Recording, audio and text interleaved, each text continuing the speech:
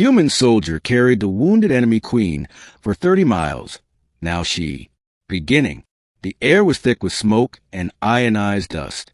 Private Elias Grant pressed his back against a shattered wall, his rifle low, his breath ragged.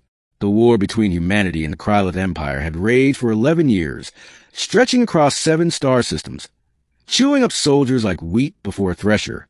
Elias had lost comrades, friends, and most of his faith in the cause. But orders were orders, and survival was the only religion left on the battlefield. The ruins of the city of Thraxis, one a jewel of industry on the border world Calvessa, were now nothing but fractured stone, scorched steel, and collapsed towers. The Krylith had fought ferociously, defending their territory like corner predators. Humanity had thrown in orbital bombardments, mech divisions, and platoons of hardened ground troops. Elias had thought the end was near, until the ambush. That morning, his unit of 20 had been whittled to 3. By dusk, he was alone. He stumbled to the labyrinth of rubble, his shoulder bleeding from shrapnel, his canteen long empty. The silence around him was broken only by the occasional distant blast of artillery. He thought he'd die alone in that wasteland, forgotten by command, swallowed by the war like so many before him. Then he heard it, a voice sharp and alien, yet trembling with pain. Elias froze, his rifle rising instinctively. He followed the sound, weaving past debris until he came to what had once been a ceremonial hall. Marble pillars lay cracked, stained with plasma burns.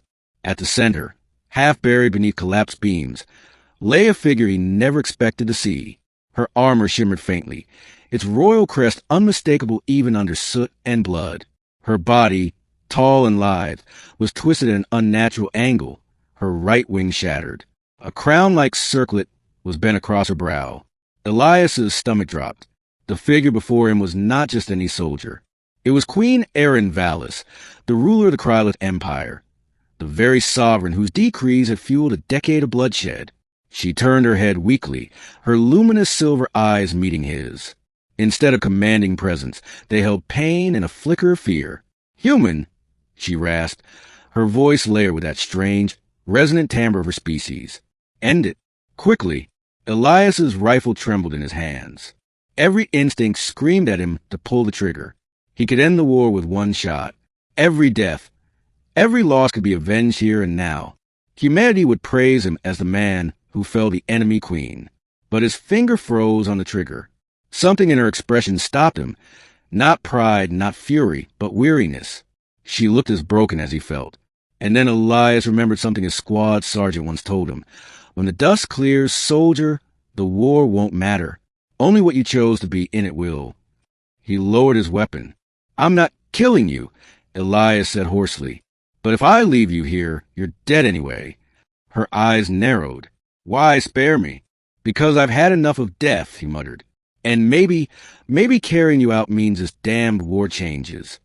She gave a bitter, almost amused smile, despite the blood at her lips. "You are a fool, human." "Yeah," Elias said, kneeling beside her. "But I'm your fool for now." With a grunt, he shouldered her weight. She was taller than him, heavier in her ornate armor, but his adrenaline surged. Elias lifted the broken queen onto his back. Her wing brushed against the rubble, eliciting a hiss of pain, but she held on. And so began the 30-mile march. Middle, the first miles were agony. Elias's boots sank into ash and cracked glass, his legs screaming under the burden of both his own wounds and the alien queen's body. He adjusted her several times, wincing whenever her taloned hands gripped his shoulders too tightly. "You won't make it," she whispered after an hour. "Your kind burns out quickly." "Maybe," Elias panted, "but I've carried worse." She chuckled weakly. "Lies. I am heavier than your weapons, heavier than your pride. Doesn't matter. I'll carry you anyway."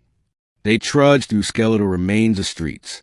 At one point, they passed the carcass of a Krylith war beast, its armored hide split open by artillery fire. Elias glanced at it, then at her. "Was it yours?" She nodded faintly. "He was loyal. He died screaming my name. You kill, but you do not understand bonds like that." Elias thought of his fallen comrades, of Ramirez, who took a shot meant for him, and Harker, who bled out in his arms. He swallowed hard. "No, I understand." She was silent after that, her head resting against his back. By the 5th mile, night fell. Elias found a ruined shelter, half of a transport hangar, and laid her down carefully. Her breathing was shallow, her wing bleeding badly. He tore strips from his uniform, fashioning makeshift bandages. "You know nothing of cryophysiology," she murmured, watching him. "Don't need to," Elias replied. "Blood's blood. Wounds close if you keep pressure on them." As he worked, she studied him with those sharp silver eyes. "Why save me? If our roles were reversed, I would drag you into the dust and leave your bones for the carrion birds." "Maybe you would," Elias said, tying the bandage tight. "But maybe that's the difference. Someone has to be first to stop hating." Her lips curled into a faint sneer. "You think mercy will end this war?" "I don't know," he admitted, "but it's all I've got left." They rested for a few hours. When dawn broke, Elias lifted her again. The journey resumed. Over the next 20 miles, they spoke in fragments. She told him of her people's homeworld, with oceans of glassy silver and mountains that sang when the wind cut through them. He told her of Earth's forests and rivers, of sunsets that turned the sky orange and gold. "You fight for survival," she said one afternoon, her voice soft. "We fight for legacy, to prove we are eternal. And look where it's gotten us," Elias said, trudging past a crater littered with corpses from both sides. Grave for everyone.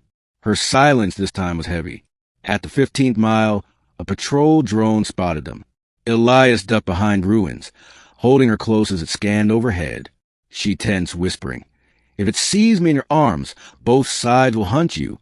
"I know," he said. "Hold still."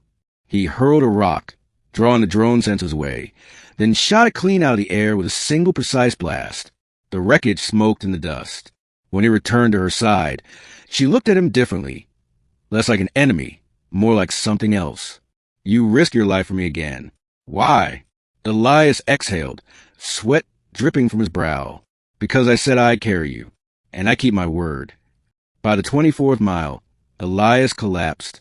His knees hit the ground, his arms trembling. He had eaten nothing for 2 days, his canteen bone dry. She slid off his back, landing awkwardly. "You cannot continue," she said. "Leave me. Save yourself." "Not happening," he growled, forcing himself upright. His muscles screamed rebellion, but he staggered on. "We finish this.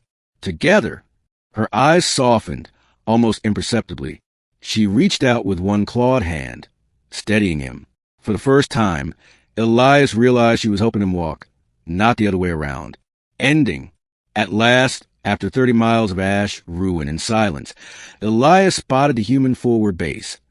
Tents and fortifications rising in the distance like a mirage. Relief surged through him, but dread followed. What would they do when they saw what he carried?